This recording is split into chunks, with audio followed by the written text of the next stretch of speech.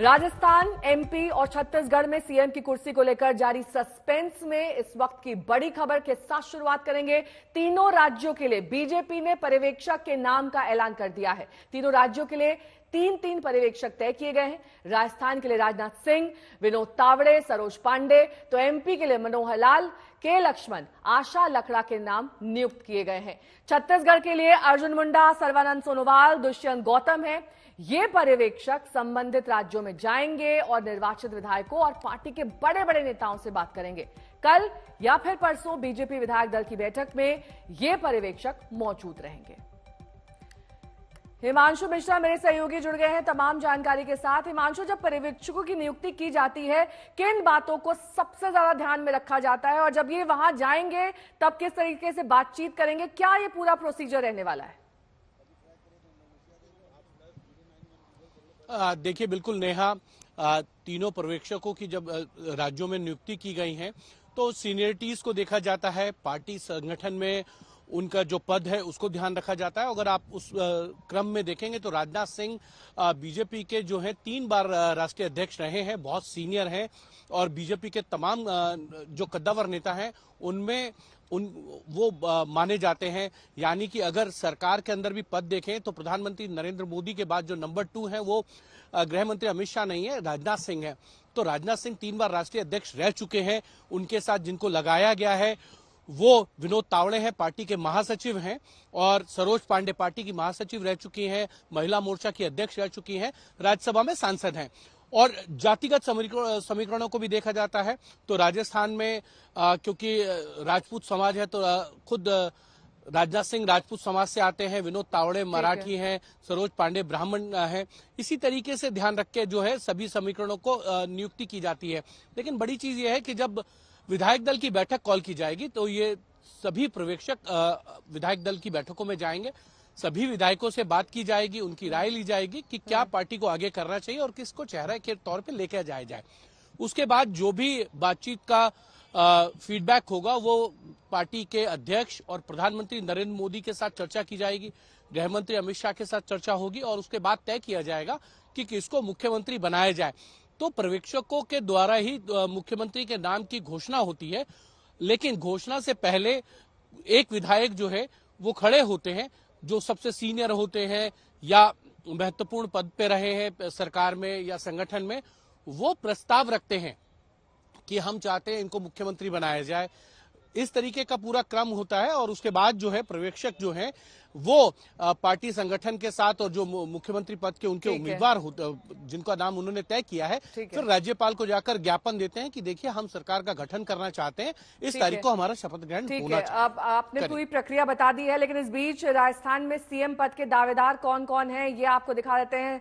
सबसे आगे नाम चल रहा है वसुंधरा राजे का, जो कि दिल्ली में मौजूद है। उन्होंने कल मुलाकात भी की थी जेपी नड्डा से, 1.5 घंटे मुलाकात चली। महंत बालकनाथ का भी नाम सामने आ रहा है बतौर सीएम। दिया कुमारी भी इस रेस में सामने आ रही है, उनका भी नाम फ्रंट रनर के तौर पर चल रहा है। लेकिन इस बीच शरद कुमार मेरे सहयोगी जुड़ गए हैं तमाम जानकारी के साथ। अश्विनी वैष्णव का भी नाम है। लेकिन शरद, ये जो पर्यवेक्षक नियुक्त करने की प्रक्रिया अब शुरू हो चुकी है, राजस्थान के भी नाम सामने आ चुके हैं कौन कौन पर्यवेक्षक हैं, लेकिन क्या राजस्थान के लिए सीएम दावेदारों का एक बार आपको बयान सुना देते हैं? ऐसा कोई विषय नहीं है और मैं आपको बता रहा हूं कि अब ये पता नहीं किसने, मैं तो उनको ढूंढ रहा हूं कि हमको बुलाया गया, ऐसी कोई बात ही नहीं है। जिम्मेदारी तो हमारा जीवन ही सेवा का है, क्योंकि हम गृहस्थ जीवन को त्याग कर और संन्यास जीवन धारण किया है। हमने गुरु आज्ञा का पालन किया है और संगठन से जुड़ने के बाद में संगठन की आज्ञाओं का पालन आज वर्तमान में भी तो जिम्मेदारी ही है पार्टी की, और उसी भाव से पार्टी की सेवा में निरंतर लगे रहेंगे और देश की सेवा को आगे बढ़ाएंगे। ये कोई ऐसी चीज थोड़ी है कि आप एक्सेप्ट करो या नहीं करो। देखिए, ये सब डिसीजंस पार्लियामेंट्री बोर्ड और टॉप लीडरशिप करेगी और जिम्मेदारी के लिए आप तैयार? भारतीय जनता पार्टी का सीएम बनेगा, सबसे बड़ी बात तो वही है। और हम लोग सब बहुत खुश है कि हमारी सरकार बन रही है और ये भ्रष्टाचारी सरकार फाइनली आउट है राजस्थान से और हमेशा के लिए आउट है। जी, यहाँ पे कई कद्दावर नेता माने जाते हैं, वसुंधरा राजे, राजेंद्र राठौड़, उन सबके बावजूद अगर आपको पार्टी कहती है कि आप कमान संभालें लोकसभा चुनाव से पहले, कुछ भी नहीं है। अभी हम लोग चुनाव जीते हैं। मैं तो बहुत छोटा सा कार्यकर्ता हूँ पार्टी का। आप शामिल रहे, अब सरकार आपकी बन गई। कल तक यही विषय था कि सरकार बन रही है, उत्सुकता थी, सरकार बन गई। जनता जानना चाहती है कि मुख्यमंत्री का चेहरा चलिए थोड़े दिन इंतजार करिए। शरद कुमार मेरे सहयोगी जुड़ गए हैं तमाम जानकारी के साथ। शरद, कोई अपने काम गिना रहा है, कोई कह रहा है थोड़ा इंतजार करिए, दिया कुमारी कह रही है संसदीय बोर्ड फैसला करेगी। ऐसे में अब तो पर्यवेक्षकों के नाम सामने आ गए हैं, तो क्या राजस्थान में स्थिति असमंजस की है या नाम तय हो चुका है, और या फिर ये सिर्फ पर्यवेक्षक जो है सिर्फ औपचारिकता है? देखिए, नाम तो तय हो चुका है और नाम मोदी के मन में है। अब बात रही कि पर्यवेक्षकों की, तो देखो राजनाथ सिंह का आना अपने आप में बहुत सारी कहानियां कह रहा है। जेपी नड्डा से रात को मिलकर निकली 9 बजे के आसपास और रात 12 बजे अमित शाह से मुलाकात वसुंधरा राजे की। उसके बाद राजनाथ सिंह का आना, आप समझिए इतने बड़े नेता, नंबर 2 नेता आ रहा है तो कोई न कोई पेच कहीं न कहीं तो फंसा हुआ है।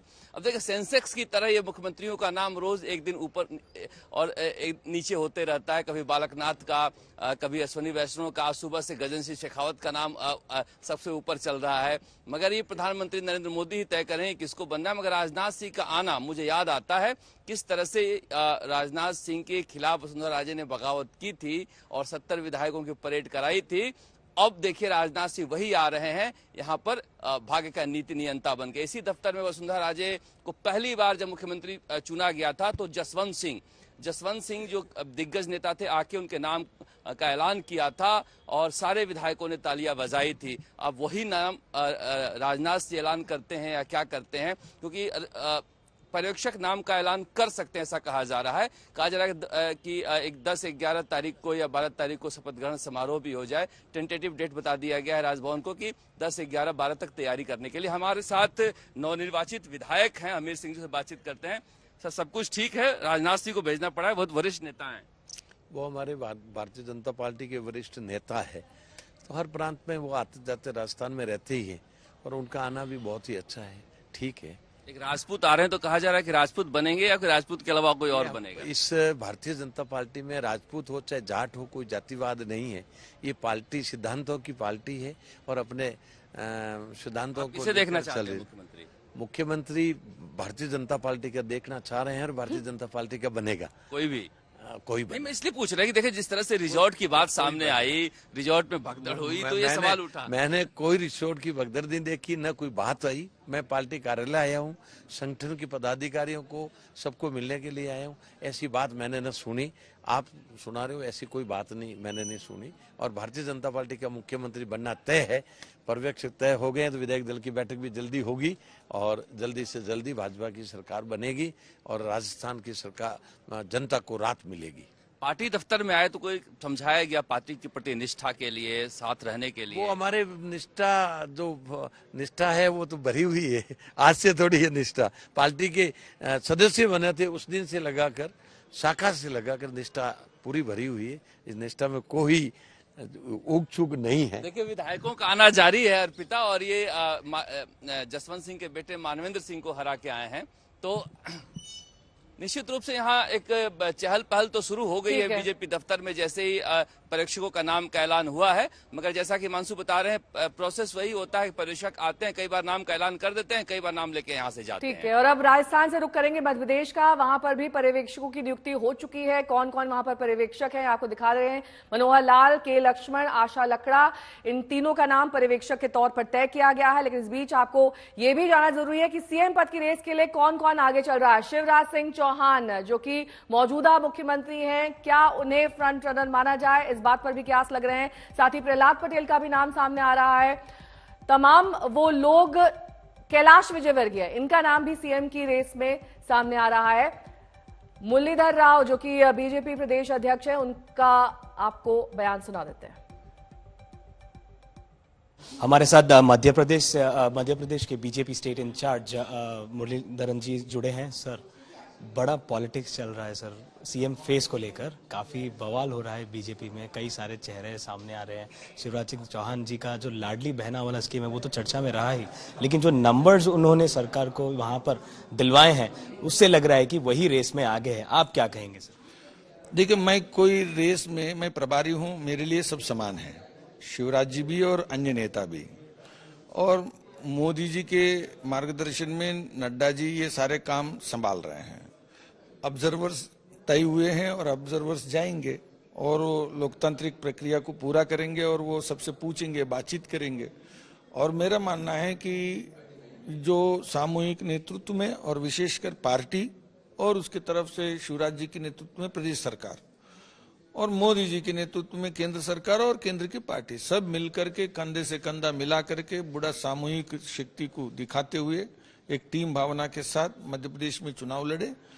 और मैं सच बताता हूं कि गर्व का विषय है कि देश के चुनावी इतिहास में 20 साल सत्ता में रहने के बाद 41% की वोट शेयर को 49% वोट शेयर में बदलना, यानी 8% वोट शेयर बढ़ाना, ये वास्तव में प्रशंसनीय है, अभिनंदनीय है। और इसका आनंद लेने दीजिए 2 दिन, और इसमें निर्णय भी होगा, नेता का निर्णय भी होगा, ठीक ढंग से निर्णय करेंगे। सर, आप इंचार्ज हैं, आपकी बड़ी जिम्मेदारी थी, क्रेडिट आपको भी जाता है, आपने हर नेता को क्लोजली देखा है, मॉनिटर किया है, तो आपको क्या लगता है सर, कौन कौन एलिजिबल है, पोटेंशियल है किसके पास कि स्टेट को एडमिनिस्टर कर सके, स्टेट को चला सके? एक बात बताऊं कि मुझे क्या लगता है ये विषय में नड्डा जी को बता दूंगा, और मैं सार्वजनिक दृष्टि से को भी बताइए सर। एमपी नहीं, देखो पार्टी में सारे नेता, उनके साथ मैं मिलकर काम कर रहा हूं, आगे भी उन सबके साथ मिलकर काम करना है। इसलिए मैं जहां बताना है और जहां लेना है वो लोग ले लेंगे और वो निर्णय करेंगे, और जो निकलेगा वो नड्डा जी के नेतृत्व में बात बाहर आ जाएगी। रवीश पाल सिंह मेरे सहयोगी जुड़ गए हैं तमाम जानकारी के साथ सीधे भोपाल से। देखिए रवीश, मुरलीधर राव तो सीधे तौर पर किसी का नाम लेंगे नहीं, उन्होंने कहा कि जो भी मुझे लगता है मैं जेपी नड्डा को बताऊंगा, मैं सार्वजनिक क्यों करूं। तो ये कयास लगाते लगाते अब 5 दिन बीत चुके हैं, अब पर्यवेक्षकों के नाम तय हो गए, लेकिन क्या हम ये माने कि रविवार तक ये नाम उजागर हो पाएगा या फिर नहीं?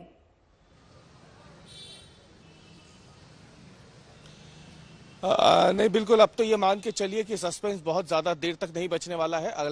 48 घंटों का समय और लगेगा, यानी 2 दिन आप मान के चलिए, शनिवार या रविवार, इन 2 दिनों के भीतर इतना तय हो जाएगा कि मध्य प्रदेश में मुख्यमंत्री की शपथ कौन लेने वाला है।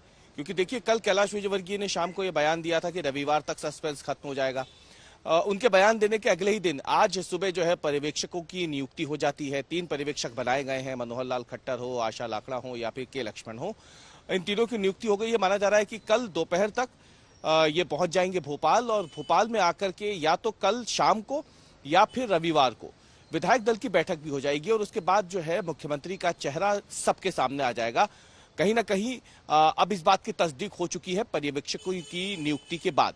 तो अब जो लगातार हम नतीजों के बाद से जिस बात पर बहस कर रहे हैं, जिस बात को लेकर लगातार हमारी चर्चाएं चल रही है कि मुख्यमंत्री कौन होगा, अब कहीं ना कहीं उस पर एक तरीके से ब्रेक जो है वो लगने वाला है, क्योंकि अब जल्द ही नाम का ऐलान हो जाएगा। अगले 2 दिनों के भीतर मध्य प्रदेश में नया मुख्यमंत्री होगा या फिर उसी पुराने चेहरे को दोबारा मौका दिया जाएगा फिर से 5वीं बार, ये देखने की बात है। बस अब इतना ही बचा है, और अब ये नाम कौन से होंगे ये तो हम लगातार सामने बातचीत कर ही रहे हैं। इतने सारे नाम हैं, इतने सारे नामों के बीच में से कोई नाम होगा, या फिर हर बार की तरह प्रधानमंत्री नरेंद्र मोदी या अमित शाह जो है वो कोई चौंकाने वाला फैसला लेंगे, बस अब ये देखना बाकी रह गया है।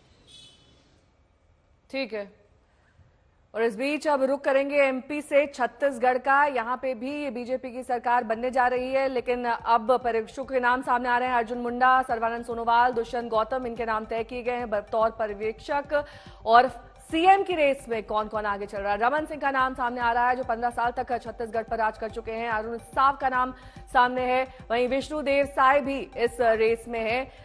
ओपी चौधरी का भी नाम लिया जा रहा है बतौर सीएम। तो ये तमाम वो नाम जो हम आपको दिखा रहे हैं छत्तीसगढ़ के बतौर सीएम।